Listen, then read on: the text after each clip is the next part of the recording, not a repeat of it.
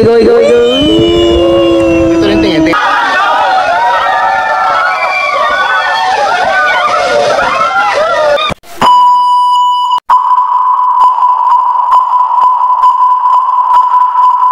Sa haba-haba ng biyahe, sa wakas nakarating na kami ng Dingalan Feather Fort.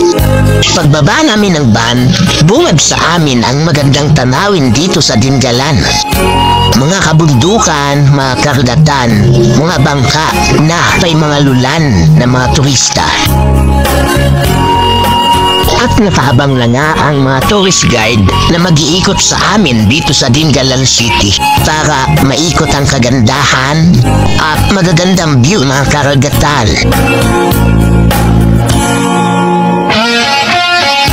Mga pasyalan na may pagmamalaki nila.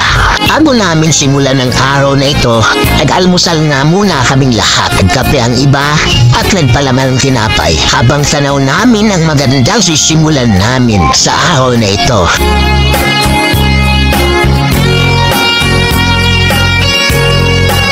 Sa ilang minuto naming paghihintay, sa wakas, tulan na nga kami ng bangka papuntang kabilang isla para simulan namin ang mga araw ang aming pamamasyal at pag-ikot dito sa Dingalan. Tahimik pa nga ang karagatan at hindi pa masyadong maalon. Bawat isa sa mga kasama ko ay naghahanda na sa mga nilalagay nila sa kanilang katawan para di sila mainitan. Habang ang bangka naman ay patuloy nang maandar upang hihatid kami sa aming patutunguhan. Isla na maganda at may tanawin na aming pagsisimulan sa mga gawain namin sa buong maghapon. Kaya samahan niyo kami, mga minamahal ko. Habang sa kalayuan ay tanaw na namin ang isla kung saan kami tutungo at ang aming magiging pasimula sa araw na ito. Tuwang-tuwa ang mga kasama ko dahil dadaong na ang bangka sa isla. Isa-isa na din kaming bumaba dito at excited na sa araw na ito. Maganda sa pakiramdam na makakapasyal na ulit. Kaya ako dyan ay bumaba na din ng bangka upang masdan ang isla kung gaano kaganda. At isa-isa na nga silang bumaba. Hi!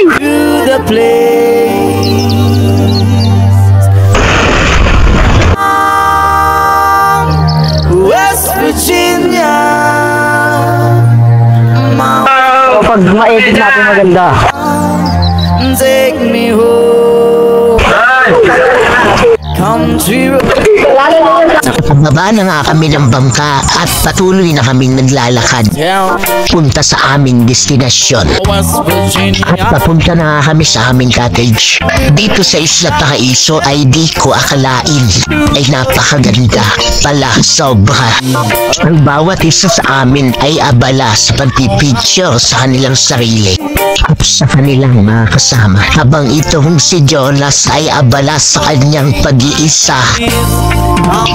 Ako din pala. Ako okay lang kahit walang jowa. Basta masaya. Aray ko may magjowa pala. Ito Sir Melger, pakit-kit po. Si Jonas naman ay umakyat sa treehouse kaya aking sinundan. Kumakyat na din ako. Ayan, may ginagawa. Binibidyoan na tayo yung mga nasa baba. Country road. Busy din guys ng tripod niya. Memory. Kaya nagsiakyatan na din sila dahil malakas yung hangin dito sa taas. Kumakyat niya si Miss Tommy dahil nasa taas yung asawa niya. Para maglambingan na din dito sa taas. Ayon si Jonas, so seryoso naman. Iniisip yung jowa. Habang dito nga kami sa cottage ay nagsimula na kami maglagay ng sunscreen sa aming katawan. She dropped. Dahil mag-hiking na kami I'm free. at mabababad kami sa initan. Please take Para iwas lang din sa pangingitim ng balat. Balang-abala na sila sa pagsaraayos ng kanilang mga gamit dadalhin sa pag-hiking. Ang iba nagpalit na, dayan patuloy na kami naglalakad papuntang bundok upang mag-hike. take me home. Kung hanggang saan naabuti ng aming katawan sa pag-akyat dito. First time ko lang sa buong buhay ko umakyat ng bundok She goes. at mag-hiking.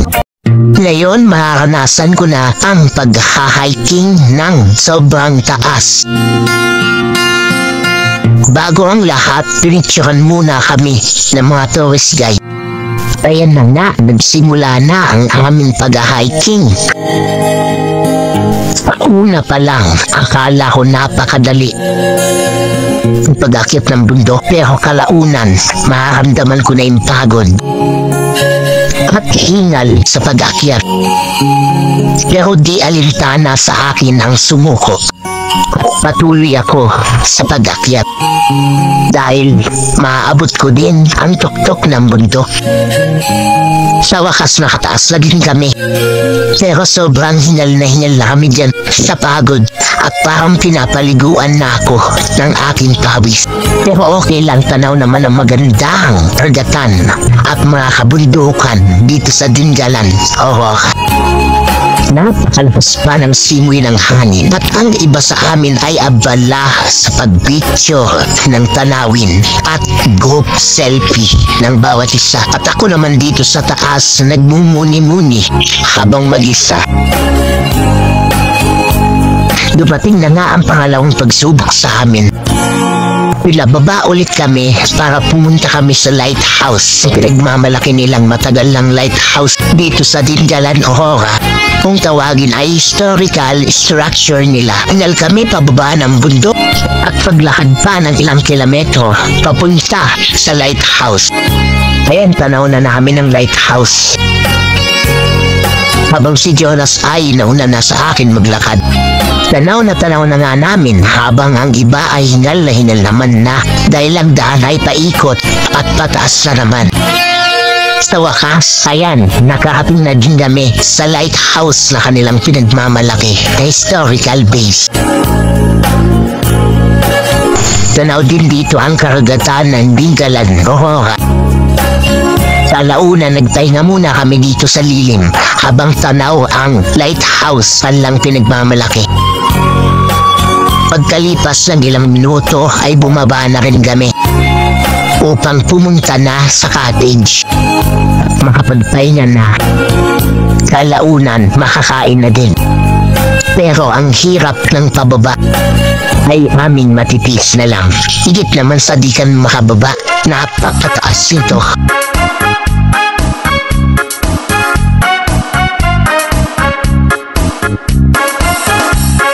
Pagkalipas ng mga ilang minuto ay nakababa na nga kami ng bundok at nakarating na kami sa kapatagan upang hanapin ang cottage kung saan kami tumigil kanina.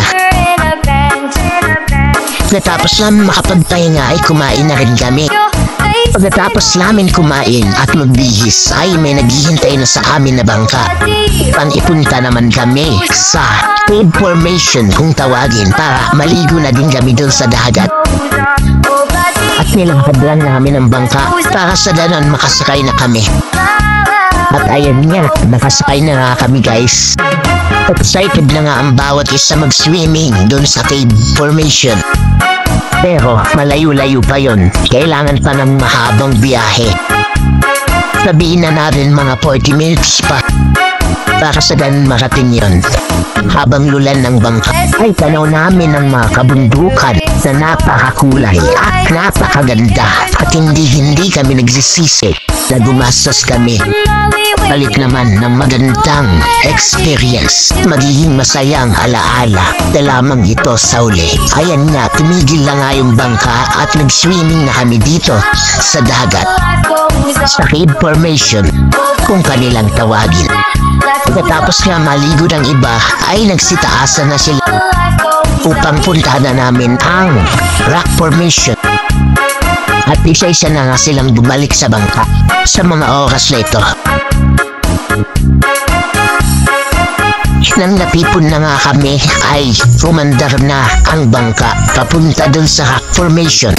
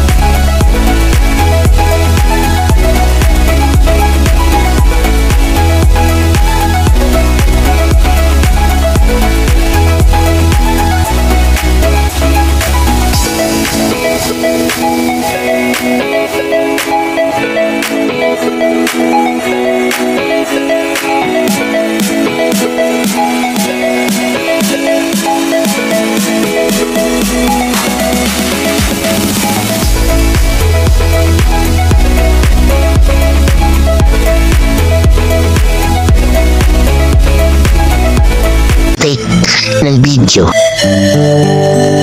Ang saya namin sa mga oras na yan. Dahil kada kilos namin ay binibidyoan o kaya pinipicturan. Pero okay lang naman yun sa amin. Basta mapasaya namin sila. Sobrang babait na mga tourist guide dyan. Pamilya ang turing sa amin. Kung nakikita niya yung katubigan na yan, dyan kami maliligo sa lagon na yan. Dahil napakaganda dyan. Stop na sa pakiramdam maligo dyan. Natapos nga ay nandito na kami sa Dingalan Feather Port. Nagmerienda muna nga kami bago kami sumakay dito sa van. Papuntang Dingalan Falls. Nakakating na nga kami dito sa Dingalan Falls. Sumakay muna kami ng tricycle para makakating kami dun. Kung mali ako sa pangalan ng falls, nakalimutan ko na kasi ang pangalan. Kaya na si Kuyang napakasipag na tour guide namin at napakabait. Paba na nga kami dito, papuntang falls. Mga 5 minuto yung lakaran para makarating kami sa baba upang masilayan ng falls na pinagmamalaki dito sa Aurora.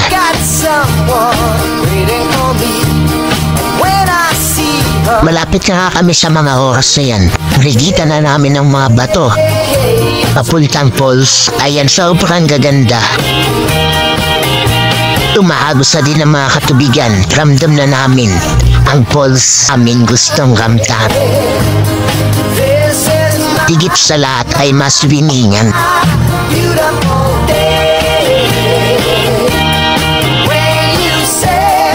At ayan naman, nakapin namin. Sobrang linaw ng tubig at sobrang lamig.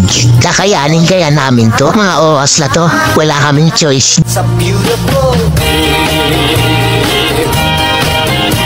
At 20 na nga ng hapon ito nang makapunta na kami ng falls.